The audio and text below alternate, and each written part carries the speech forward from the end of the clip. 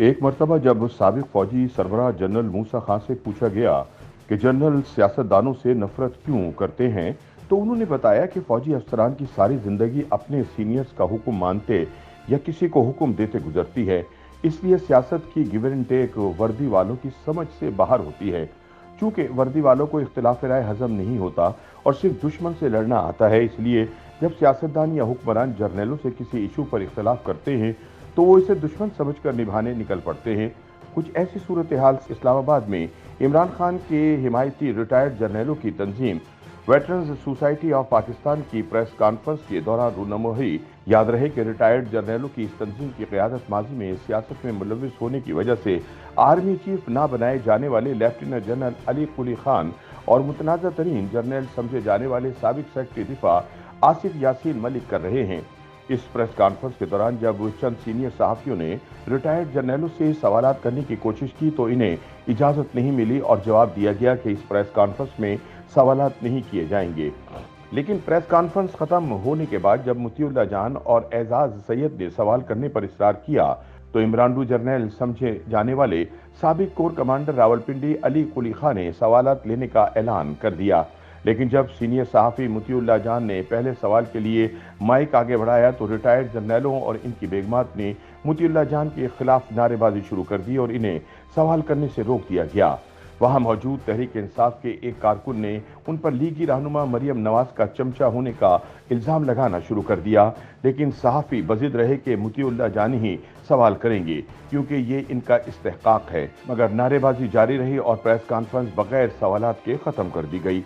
इस मौके पर चंद रिटायर्ड जर्नलों ने एजाज सैयद और मुतीउल्लाह जान से उलझने की कोशिश भी की।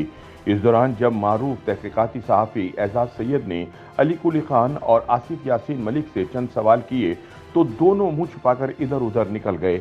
लेकिन जब एजाज सैयद ने आसिफ यासीन का पीछा किया और इनसे पूछा कि उन्होंने मई 2011 में उसामा बिन लादेन की अमरीकियों के हाथों एबटाबाद में हलाकत के बाद बतौर कोर कमांडर पेशावर अपनी नाकामी तस्लीम करते हुए इस्तीफा क्यों नहीं दिया, तो उन्होंने जवाब में धमकियां देना शुरू कर दी और एजाज सैयद को कहा कि तुम अपने जनाजे की तैयारी करो। जनरल साहब, आप समझते हैं कि मुल्क को जो दरपेश सूरत हाल है उसमें जर्नलों को अपनी जमीनें वापस कर देनी चाहिए? मुल्क में माशी अपने जनाजे का तो जनरल साहब, ये जो बिजनेसेस हैं जो जर्नल्स के, कुछ फरमाएंगे? कर रहे हो जो तुमने बेग साहब ने किया था, स्टॉप इट। नहीं सर, मैं तो आपसे सवाल कर रहा हूँ सर। ये मुल्क का मामला है, आपने प्रेस कॉन्फ्रेंस किया उसके ऊपर। अपनी इज्जत संभालो। सर मैं अपनी इज्जत संभाली हुई, आप अपनी इज्जत संभालें सर। जर्नलिस्टों को सवाल नहीं करने दिया आपकी प्रेस कॉन्फ्रेंस में। यार ये प्लीज डोंट टच प्लीज। मुझे करने देना, जब तक ये नो क्या सर, क्या जर्नलों को सियासत में हिस्सा लेना चाहिए? क्या पार्लियामेंट को मानना चाहिए? आपके दौर में 2 मई 2011 हुआ, उसामा बिन लादेन का वाकया हुआ, आपने अपने ओहदे से इस्तीफा क्यों नहीं दिया? उसामा बिन लादेन का वाकया आपके दौर में हुआ, आपने अपने ओहदे से इस्तीफा क्यों नहीं दिया? सर मुल्की सलामती का सबसे बड़ा मसला था 1971 के बाद। कुछ बताएंगे सर, कुछ बताएंगे सर? 2 मई 2011 को पाकिस्तान में अमेरिका ने ऑपरेशन किया, आपने क्या कार्रवाई की? आप सेक्रेटरी डिफेंस थे। लेकिन असल सवाल यह है कि ये रिटायर्ड फौजी अफसरान हैं कौन और क्या इनकी तंजीम की कोई लीगल हैसियत भी है या नहीं? अस्करी ज़राए का कहना है कि इस तंजीम की कोई लीगल हैसियत नहीं और बुनियादी तौर पर यह तहरीक इंसाफ की एक ज़ैली तंजीम लगती है।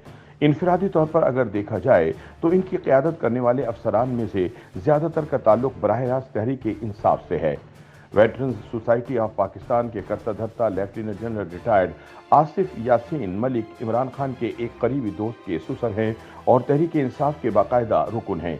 मई 2011 में जब अमरीकी स्पेशल फोर्सेस ने एबटाबाद पर हमला करके उसामा बिन लादेन को इनके कंपाउंड में कत्ल किया तो आसिफ यासीन कोर कमांडर पेशावर थे। मौसूफ इस वारदात के वक्त नींद के मजे ले रहे थे। हालांकि बकौल शख्स से जब सिविलियन सो रहे होते हैं तो फौजी भाई जाग रहे होते हैं। इस वारदात के बाद कोर कमांडर पेशावर से इस्तीफा लेने का मुतालबा हुआ था, लेकिन ना तो तब के ISI सरबराह अहमद शुजा पाशा मुस्ताफी हुए और न ही आसिफ यासीन मलिक। इन दोनों शख्सियात को फौज में सियासी जर्नल करार दिया जाता था। जुल्म यह है कि अमरीकी हमले के वक्त पाकिस्तान का दिफा करने में नाकाम रहने वाले आसिफ यासीन मलिक को बाद 2012 में पाकिस्तान का सेक्रेटरी दिफा मुकर्रर कर दिया गया। इसी तरह जनरल रिटायर अली कुली खान भी तहरीक इंसाफ के 2012 से एलानिया रुकन हैं। मौसूफ 1998 में जनरल जहांगीर करामत के कबल अज वक्त रिटायरमेंट के वक्त सीनियर तरीन जर्नल थे, लेकिन इनको सियासी जर्नल समझते हुए नवाज शरीफ ने जनरल परवेज मुशर्रफ को आर्मी चीफ लगा दिया था, जो इनसे भी ज्यादा सियासी निकले और 1999 में इख्तिदार पर कब्जा कर लिया। सीनियर सहाफी वसीम अब्बासी के मुताबिक वेटरन्स सोसाइटी ऑफ पाकिस्तान के करता धरता अली कुली खान खटक के इस वक्त अपने बेटे खालिद कुली खान खटक को पीटीआई के टिकट के लिए तैयार कर रहे हैं और इसीलिए इमरान के हक में प्रेस कॉन्फ्रेंसेस करके अपनी वफादारी का यकीन दिला रहे हैं। याद रहे कि इनके साहबजादे जुनूबी खैबर पख्तूनख्वा के पीटीआई चैप्टर के सेक्रेटरी जनरल भी हैं। इसी तरह वेटरन्स सोसाइटी ऑफ पाकिस्तान के एक और अहम रहनुमा ब्रिगेडियर रिटायर्ड सैमसन साइमन शेरफ भी पीटीआई के रुकन हैं। इमरान खान के मुताबिक 35 पंचर्स लगाने वाली खबर भी इन तक साइमन ने ही पहुंचाई थी, जो बाद में झूठी निकली। आपको वो हामिद मीर के इंटरव्यू में हैरत अंगेज लम्हा तो याद होगा जब इमरान खान ने 35 पंचर्स की बाबत सवाल का जवाब देते हुए यकायक कह दिया था कि वो तो सियासी बात थी। इत्तफाक देखिए कि यही सैमसन शेरफ थे जो वक्त टीवी पर मुतिल्ला जान ही को इंटरव्यू देते हुए ये हकीकत पहली बार सामने लाए थे कि 2014 में इमरान खान के धरने के पीछे जनरल रिटायर्ड जहीरुल इस्लाम थे और नवाज शरीफ के पास इनकी ऑडियो रिकॉर्डिंग मौजूद थी, जो कि उस वक्त के आर्मी चीफ जनरल राहिद शरीफ को सुनवाई गईं और उन्होंने फौरी तौर पर हुक्म दिया कि इस धरने की हिमायत में जो भी अफसरान मुलविस हैं वो खुद को इससे दूर कर लें।